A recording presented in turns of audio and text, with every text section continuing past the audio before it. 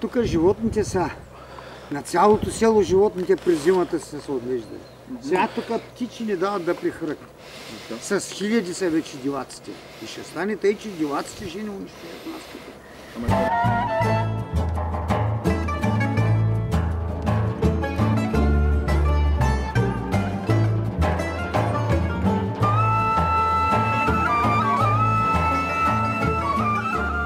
Достигме Буковите гори в района на село Веселиново, за да се срещнем с стадото плодиви източно-балкански свине на Кольо Колев. Останахме изумени от гледката и невероятния разказ за над 30 годишната отдаденост на една идея и съхранението на хилядолетната балканска традиция, а именно пасищното свиневъдство. Не знаеш бъдещето? Не знаеш бъдещето дали ще бъде за добро или не. Сап, лекичка, момче. Лекичка, ще отидеш се подплашват сега. Ей! Шумо!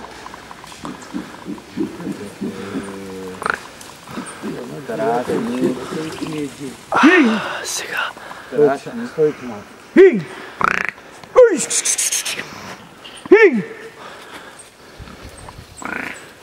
Не ми прели ябълка. Можеш да кажеш или са моите? Не можеш да кажеш, нали? Не можеш. Страхотно и сега.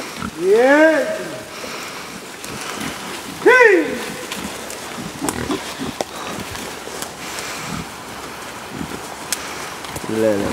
На 32 години, вече 33-та година от съзнателния ми живот протича единствено и само при тези животни. Колко годишни си сега? Сега съм на 69 вече, 32 години съм напуснал държавна работа с единствената ми мечта да мога да го съхраня. Това за мен е чудо, уникално на природата, защото поне в България няма друга природа такава. Какво би казал Кольо на клиентите ти и на нашите клиенти? Как би ги мотивирал да открият или да преоткрият отново месото от източно-балкански свине? Ами значи за мен то няма какво да преоткриват, просто за да се убедят в качество,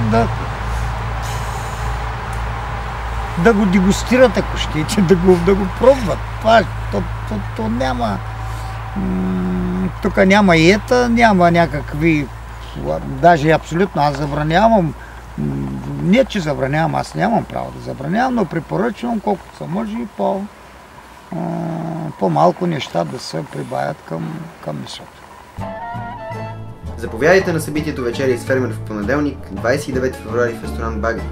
Там ще имате удоволствие да се запознаете с човека, успял да съхрани най-старата автохтонна порода в Европа и да изслушате неговите впечатляващи истории за трудностите при натуралното животновъдство и живота в Балкана в годините на прехода и сега.